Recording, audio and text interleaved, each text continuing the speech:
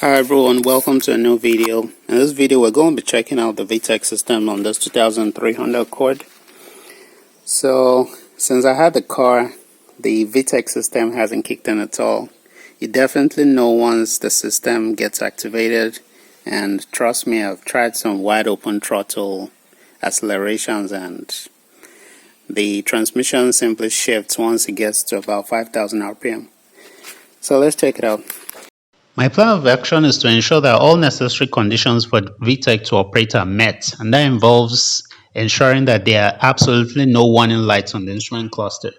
So let's get the front passenger wheel off and check out the spool valve assembly.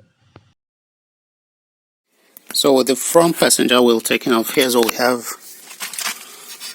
So the VTEC spool assembly has the engine oil filter attached on there. So we'll be taking out three 12mm bolts, this, and that. So let's get that done right now. Before taking out the bolts, there are two electrical connections. The green oil switch assembly right there.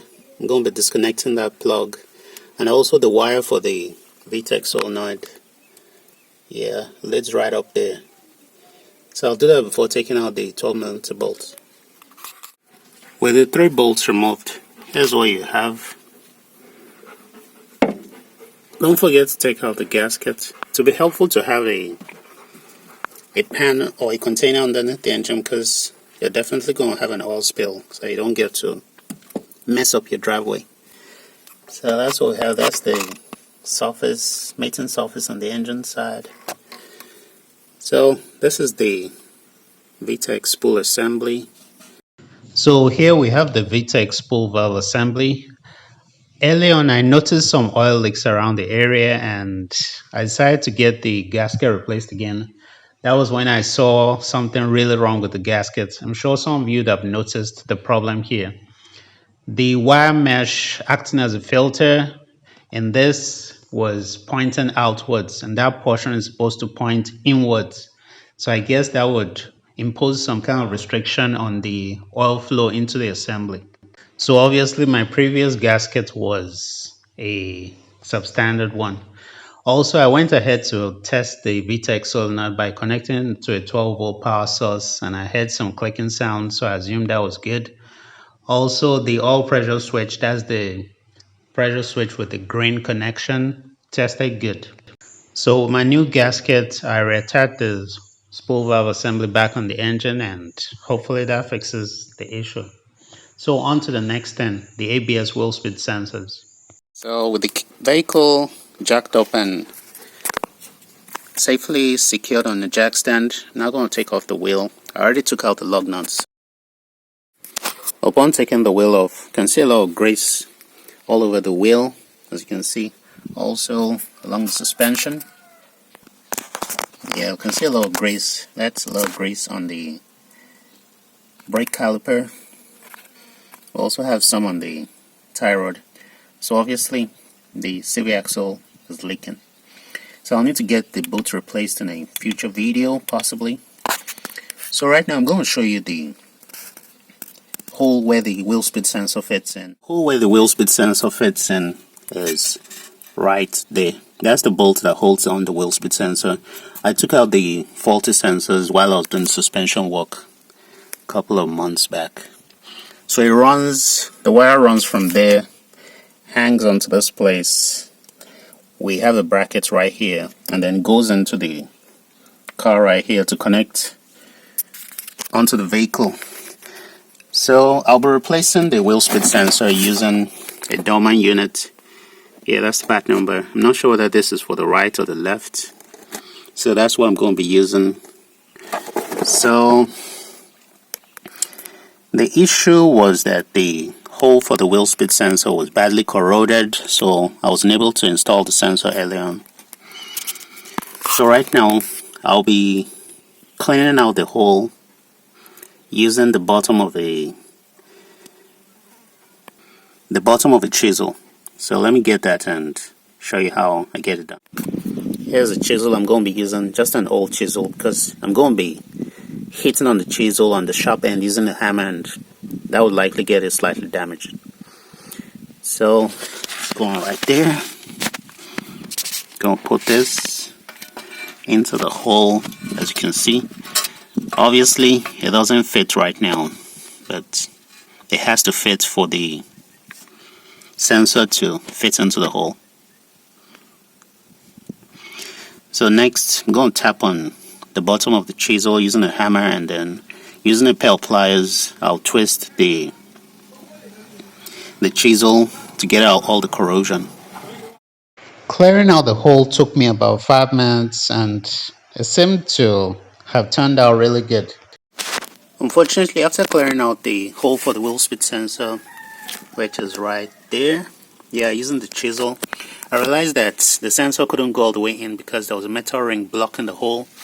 And here's the metal ring right here. This gap is supposed to be where the ABS wheel speed sensor fits through, and obviously, as you can see, it's not in that position. So I'll be repositioning this ring to allow the ABS sensor fit right through. Fortunately for me, it was also the same point where the CV axle bolt was leaking. So I already took out the joint. I didn't have to take the CV axle out of the transmission to prevent any transmission fluid from leaking out. So next, I'm going to be taking off the hose clamp right here and then sliding the boot off. Here's the CV joint boot I'll be using to replace Tibet-Canley. That's the part number in case anyone's interested.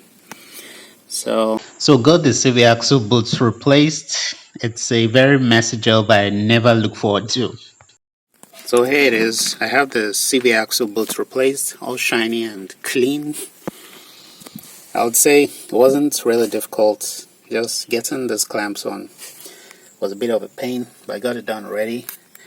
So let's check out the knuckle. So right now I have this ring repositioned so that the ABS wheel speed sensor can pass through. That's the hole right there, all clear. So I guess it's time for reassembling the vehicle. Obviously, it was a no-brainer to have the ball joints checked before reassembling the knuckle, because I definitely don't want any of the ball joints pulling out on me while I'm driving. Looking nice and clean and shiny. So right now, I'm going to go ahead to install the ABS sensor on the hole. Yes.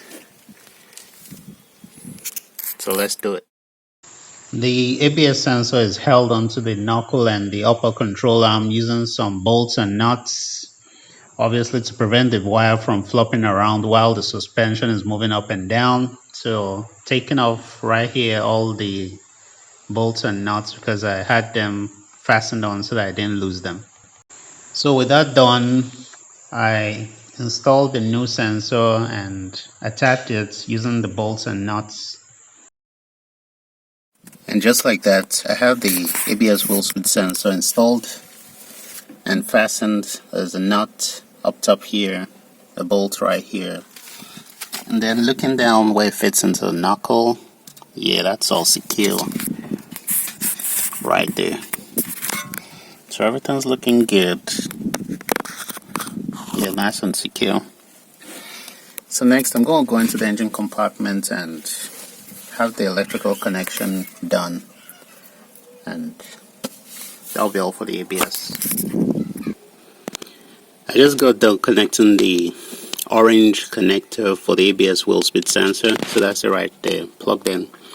So right now there shouldn't be any codes for ABS any longer. So next I'm going to move on to replacing the air conditioner pipe. That will be the discharge from the compressor, the one going from the compressor to the condenser. Had a leak, tried to fix it, but didn't work out. So for that to be easier to get the radiator out of the vehicle, and I'll be using the opportunity to also get the radiator replaced. Found a lot of crud in the coolant jacket while doing the head gasket job, and I figured out that the radiator was most likely clogged, and that could also lead to overheating issues. So let's get it. Aside the fact that the radiator was likely going to have some passages clogged, I also saw traces of previous repair on the radiator, and I didn't want to take any chances, so I decided to get a new radiator. So, but as things would turn out, I had to return this radiator to check for leaks because something on the cooling system still had to be fixed. Here's the air conditioning pipe that was leaking. It was leaking from this joint right here. I tried on some glue, but obviously it didn't work. And later on I realized that this kind of joint has a press fit, and whenever you have leaks there, the whole hose has to be replaced. So here's my replacement part. Looking, seems to be of high quality, so I guess that should resolve the whole issue with the air conditioning system. So let me get it installed right now. Before installing the new part, I'm going to be lubricating the ends right here with some air conditioning oil so that the O-ring slides in nice and smooth. Oh, it's already lubricated. Wow. So I don't need to use any lubricating oil. I'll just leave the caps on there to prevent dust from going in. So let me get that installed right now. So that's the AC pipe right there installed. Took about 5 minutes. Everything went on right and smooth. So obviously I'll need to vacuum the whole air conditioning system and then have the system recharged. So while the radiator is out, I noticed some water leaking from the cylinder head at the rear around the water connection, so I'll be taking this fitting off to get that fixed. So have a couple of 12mm bolts and nuts, and then some smaller hoses under there. So I'll be getting that off, and then there's also an O-ring I improvised with right there. I'll be getting that replaced. So let me get into it. I'll show you what I mean so that everything gets clear. Here's the coolant fitting I took off.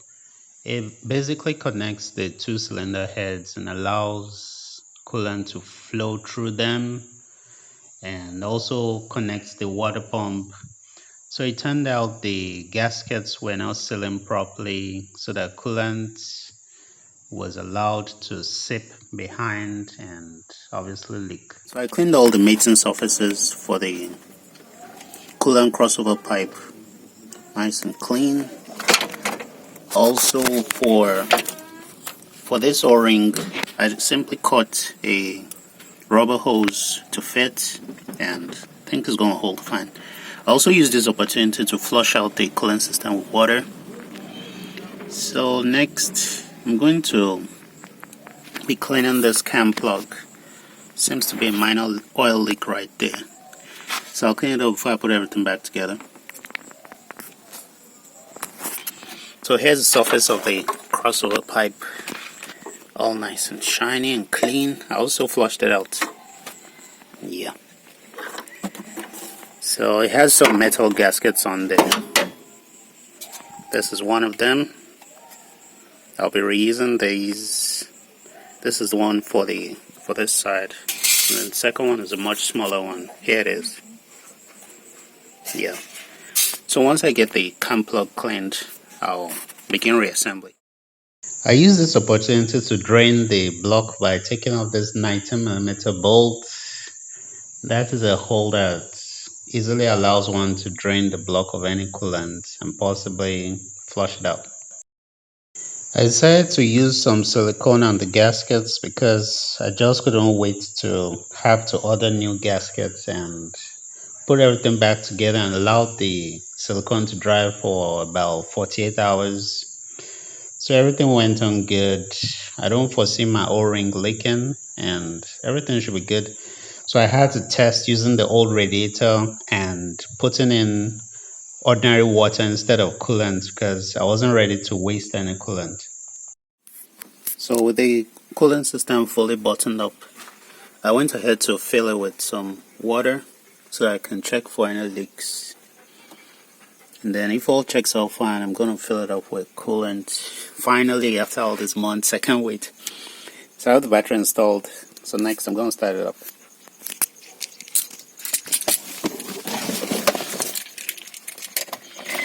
So can, yeah, all the lights come on. ABS goes off. Finally, airbag off.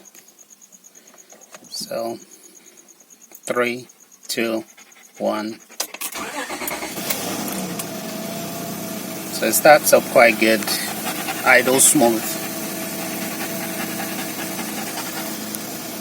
Idle smooth. So let me shut the door. Yeah, that goes off.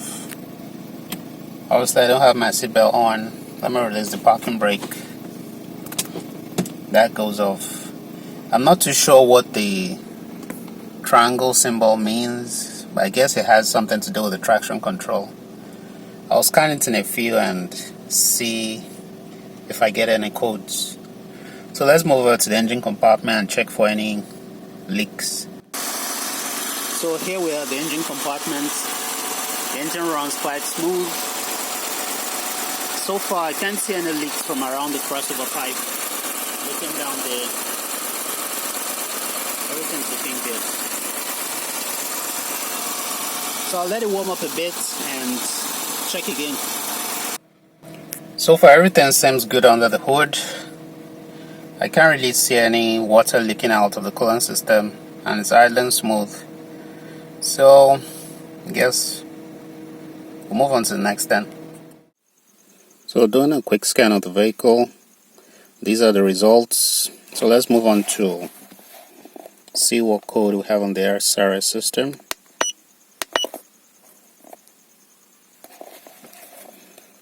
Display DTC. Open the driver's seatbelt buckle switch.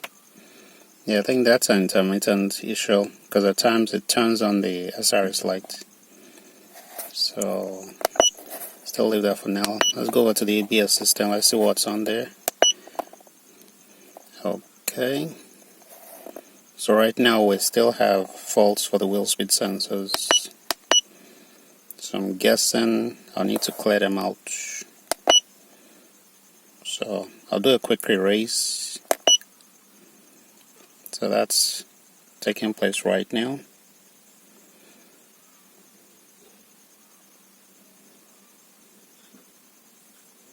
Taking a while. Get back to you once it's done. So the erase was successful. So I'll go into the ABS model to see if we still have any codes. So okay. So let's read codes from the ABS model. So no codes anymore. Well, fellas, it's about time. The radiator on the Honda Accord is about to be replaced. I already took out the battery over there and took out the two supports right here and right here. I'll be replacing this with a brand new radiator. I figured that since we had a lot of crud while doing the cylinder head gaskets, that the radiator would also be clogged, and I've noticed some rapid heating issues. So better safe than sorry. I'll be replacing with a brand new unit. So let me show you the new unit. So here it is right here.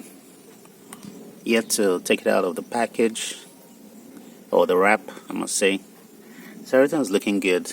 Doesn't look damaged at all. Checked it all around. Also, because I'll be installing a new radiator, I'll have to put some coolant in there. So everything seems to have been stable so far, so I don't foresee any problem. Right now I have the fans installed and also the hoses. I also tried to clean the reservoir overflow tank a bit. Have the cap also installed. Everything's looking good. So right now I'm going to install the vehicle and fill it up with coolant. And just like that, the new radiator is installed and we have coolant in the engine finally. So everything went smooth. There it is, all shiny, looking good. I already ran the engine for a couple of minutes to cycle the coolant through, and everything looks good.